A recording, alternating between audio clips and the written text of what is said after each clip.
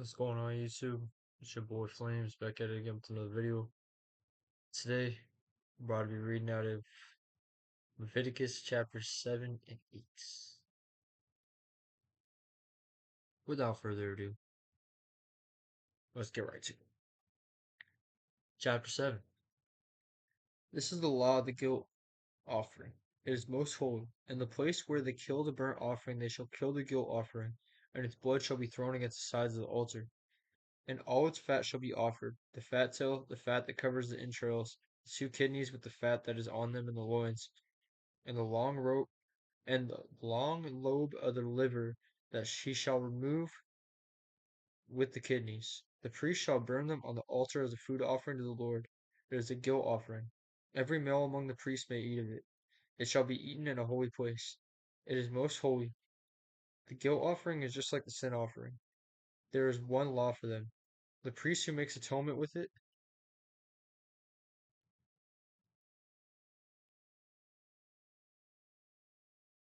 Oh, I'm sorry, my page is stuck, guys.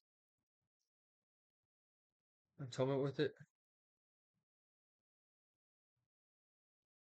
Atonement with it shall have it. And the priest who offers any man's burnt offering shall have for himself the skin of the burnt offering that he has offered. And every grain offering baked in the oven, and all that is prepared on a pan or griddle shall belong to the priest who offers it. And every grain offering mixed with oil or dry shall be shared equally among all the sons of Aaron. And this is the law of the sacrifice of peace offerings that one may offer to the Lord. If he offers it for a thanksgiving, then he shall offer it with thanksgiving sacrifice unleavened loaves mixed with oil, unleavened wafers smeared with oil, and loaves of fine flour well mixed with oil. With the sacrifice of his peace offerings for thanksgiving, he shall bring his offering with loaves of unleavened bread, and from it he shall offer one loaf from each offering as a gift to the Lord. It shall belong to the priest who throws the blood of the peace offerings. And the flesh of the sacrifice of his peace offerings for thanksgiving shall be eaten on the day of his offering. He shall not leave any of it until the morning. But if the sacrifice of his offering is a vow offering or a freewill offering, it shall be eaten on the day that he offers the sacrifice, and on the next day what remains of it shall be eaten. But what remains of the flesh of the sacrifice on the third day shall be burned up with fire. If any of the flesh of the sacrifice of his peace offering is eaten on the third day, he who offers it shall not be accepted, neither shall it be credited to him. It is tainted, and who eats of it shall bear his iniquity. Flesh that touches any unclean thing shall not be eaten. It shall be burned up with fire. All who are clean may eat flesh, but the person who eats of the flesh of the sacrifice and the Lord's peace offerings while an uncleanliness is on him, that person shall be cut off from his people. And if anyone touches an unclean thing, whether human uncleanness or an unclean beast or any unclean detestable creature, then eats some flesh from the sacrifice of the Lord's peace offerings, that person shall be cut off from his people. The Lord spoke to Moses, saying, Speak to the people of Israel, saying, You shall eat no fat of ox or sheep or goat. The fat of an animal dies of itself, and the fat of one that is torn by a beast may be put to any other use. But on no account shall you eat it. For every person who eats of the fat of an animal of which a food offering may be made to the Lord shall be cut off from his people. Moreover, you shall eat no blood whatever, whether of fowl or of animal, in any of your dwelling places. Whoever eats blood, that person shall be cut off from his people.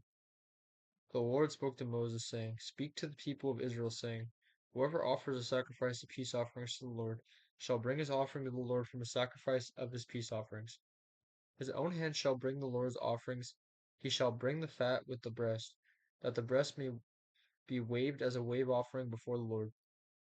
The priest shall burn the fat on the altar, but the breast shall be for Aaron and his sons. And the right thigh you shall give to the priest as a contribution from the sacrifice of your peace offerings. Whoever among the sons of Aaron offers the blood of the peace offerings and the fat shall have the right thigh for a portion. For the breast that is waved and the thigh that is contributed I have taken from the people of Israel out of the sacrifices of their peace offerings, and have given them to Aaron the priest and to his sons, as a perpetual due from the people of Israel. This is the portion of Aaron and of his sons from the Lord's food offerings, from the day they were presented to serve as priests of the Lord. The Lord commanded this to be given them by the people of Israel, from the day that he anointed them. It is a perpetual due throughout the generations.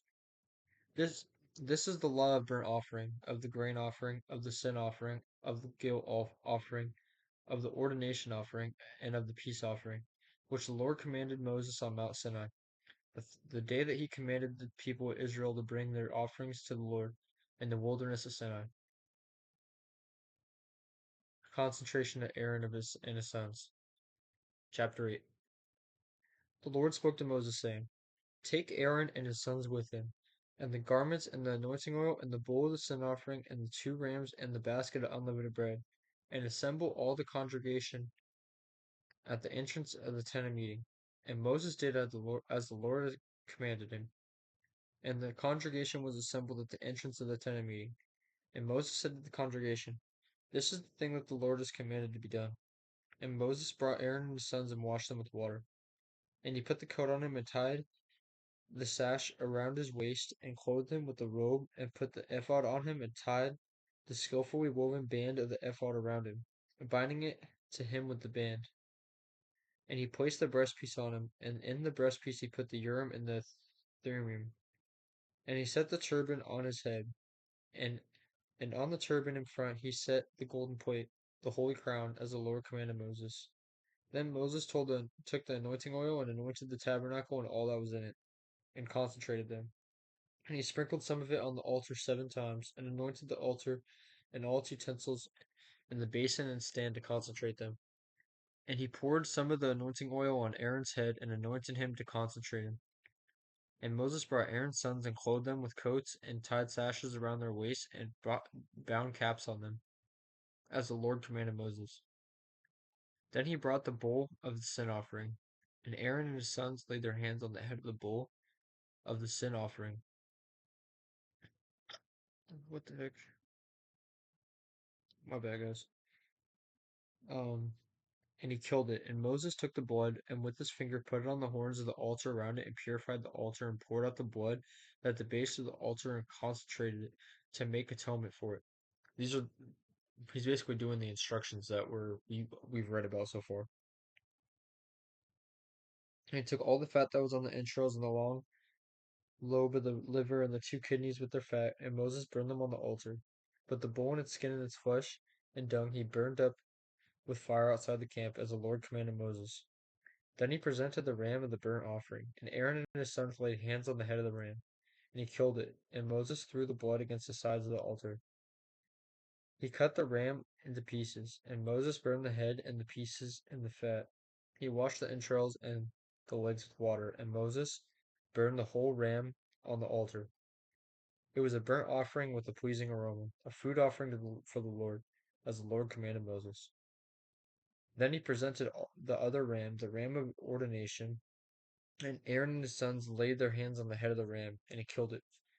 And Moses took some of its blood and put it on the lobe of Aaron's right ear, and on the thumb of his right hand, and on the big toe of his right foot. Then he presented Aaron's sons, and Moses put some of the blood on the lobes of their right ears,